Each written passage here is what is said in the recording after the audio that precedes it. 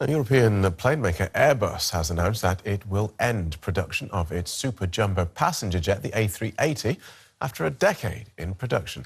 The company had hoped the A380 would revolutionise air travel, but airlines have been cautious about committing to the costly double-decker planes. The final straw came as two key airlines, Qantas and Emirates, cancelled orders. So let's take a look at the rise and fall of the world's biggest airline. The optimism alone could have lifted the massive jetliner at its 2005 unveiling in Toulouse. The A380 wasn't just the future of aviation, but the symbol of what the EU strived to be: unified, industrious, competitive. It's a triumph of European science and European engineering. But the A380 was more than a symbol. It was a product in a competitive market. And that market was indeed moving to bigger jets when Airbus began talking about a superjumbo in the early 1990s. The company flirted with a joint project with rival Boeing before starting work on the A380 in 2002. Production was carefully divided across the EU, the wings in the UK, the landing gear in Spain, assembly in Germany, and finishing in France. Billions of euros in government subsidies kept things moving and angered rival Boeing. The final product brought volume to the airlines. They could pack in more than 850 passengers in a single flight.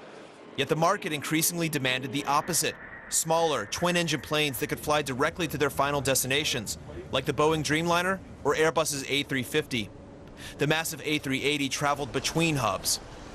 As competition grew across the industry and margins tightened, unsold seats in the A380 became even more expensive for the airlines. Emirates was said to be the only airline that could operate the jet on the necessary scale.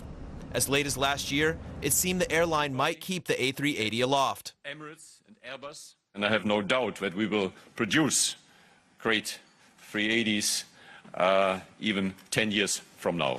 That hope quickly faded. Emirates waffled on its order and has now announced it will reduce the number of the new jetliners. For Airbus, and perhaps the EU as well, an abrupt end to a 30-year-old vision. It's time now for business. Let's say hello to Kate Moody. Hi, Francois. Yeah, it's being compared to the day they grounded the Concorde, the announcement that they're soon going to stop Airbus's A380, the world's largest commercial carrier. Yeah, absolutely. And a lot of employees at Airbus have actually been comparing it to the Concorde, saying that they felt as honored to be working on the super jumbo jet as their predecessors may have on the Concorde. Now, outgoing CEO Tom Enders says that he cannot guarantee that no jobs will be cut as that program is wound down over the next 2 years. 3,500 people work on the A380 in sites across Europe. Wasim Cornet reports. As news broke Thursday morning of Airbus stopping production of the A380, employees at the Airbus plant in Toulouse were torn between sadness and nostalgia. I shed a tear. This plane will go down in history, like the Concorde. A lot of us have grown up with the A380, an amazing aircraft. Most of us were here for the maiden flight. Those are memories we will never forget. For many workers, the announcement also brings uncertainty about their future at Airbus. Approximately 3,500 employees work on the A380 program across the continent. Speaking to France 24, Airbus CFO Harold Wilhelm said they were looking at options to minimize the impact. Now we have to work, with the social partners to see how we can reallocate most of the people, to other programs, but it's too early to say how and when. The end of the Airbus A380 is also the end of a European icon. When the plane was first unveiled in 2005, the two guests of honor were then French President Jacques Chirac and German Chancellor Gerhard Schroeder.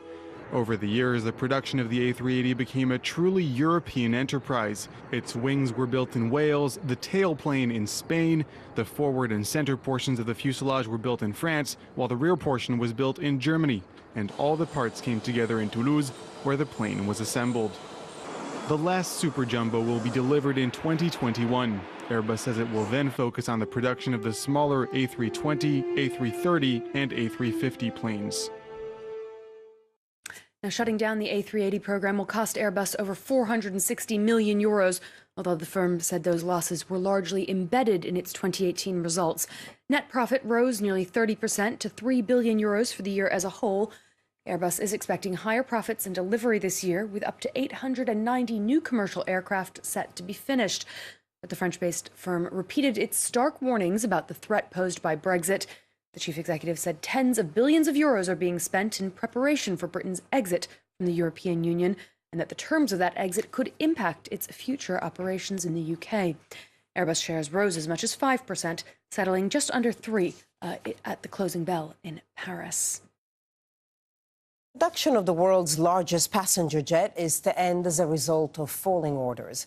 Airbus says it will stop making the A380 in 2 years' time, threatening thousands of jobs. Natasha Butler reports now from Toulouse. Aviation fans call it the super jumbo. The Airbus A380 is the world's biggest passenger plane. When it launched in 2005, bosses at the European plane maker hoped it would revolutionise long-haul travel. But now they'll end its production in 2021. I mean, there has been speculation for years whether we were 10 years too early with 380. I think it becomes clear that we were probably at least 10 years too late or more. Powered by 4 engines, the A380 double-decker can carry more than 540 passengers. But since its creation, it's been plagued by delivery delays, rising costs and falling orders. Bosses say the final blow came after Dubai-based airline Emirates reduced an order of the model by 39 planes because of a fall in demand.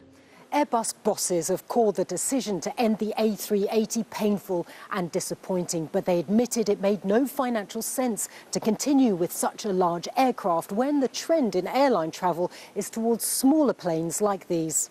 The trend between when airlines expected Super Jumbo to be the flagship of their fleet, that switched very fast to airlines recognising that actually there are smaller aircraft that seat a good amount of passengers but are far more efficient, and it's the efficiency that is key.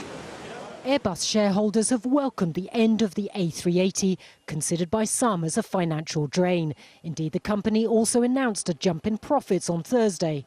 But workers will be concerned as some 3,500 jobs across the company are likely to be affected. Airbus will now focus on smaller planes, but there will be many people who will be sad to see the end of an aircraft widely regarded as a feat of engineering. Natasha Butler, Al Jazeera, Toulouse.